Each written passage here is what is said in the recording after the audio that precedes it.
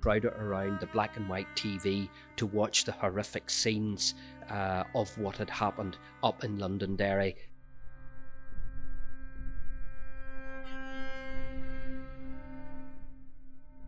And I remember the headlines, Battle of the Bogside, and seeing some of the horrific footage as well, and pictures of what was happening up there.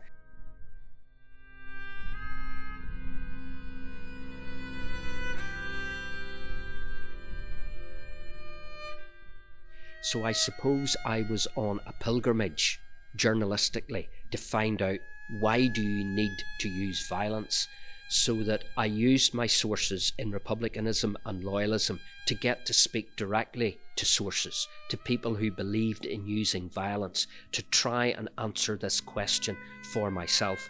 I still haven't got the answer.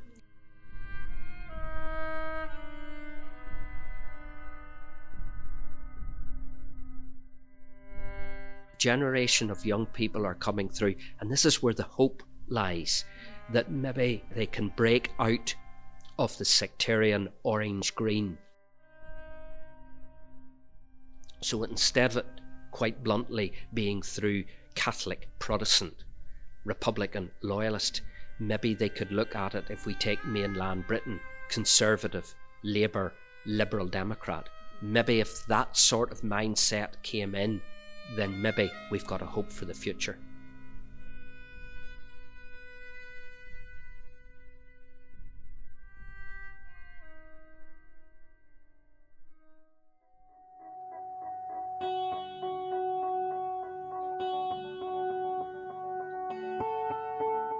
Belfast Stories really is about celebrating and telling the stories of the people and the place.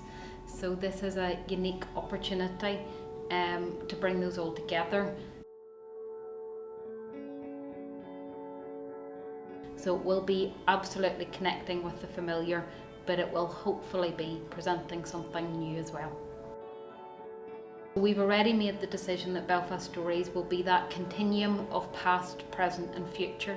When it comes to the past, and specifically when it comes to stories relating to the Troubles or relating to conflict, our intention is that they will be told through a social prism.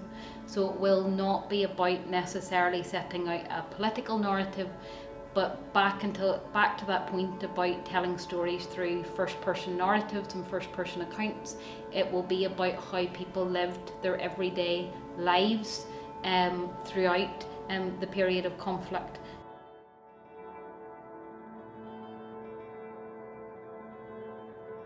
It won't be about avoiding those stories, and it certainly won't be about sanitising those stories, but it will very much be about the telling of those stories from the perspective of our people.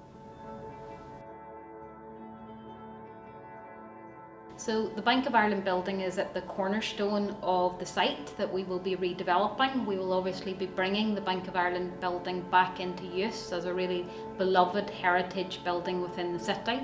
But actually the Bank of Ireland only represents 5 to 6% of the entire footprint.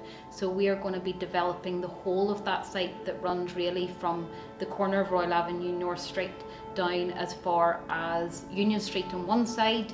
You may be familiar with it, it's where the Sunflower Bar is, and then as far as Kent Street on the other side in terms of beside Central Library.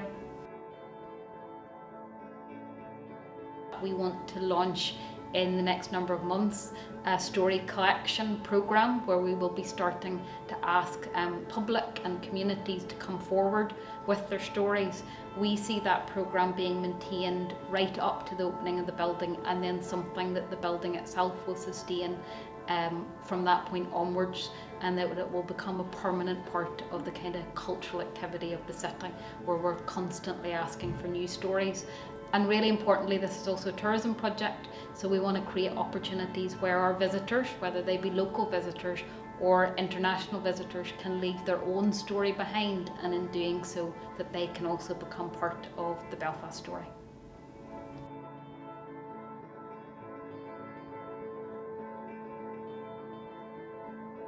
with the creatives living in the city and telling stories of the city every day in terms of their creative practice. A really big part of that is obviously the street art scene in Belfast, and that's particularly relevant given where our site is.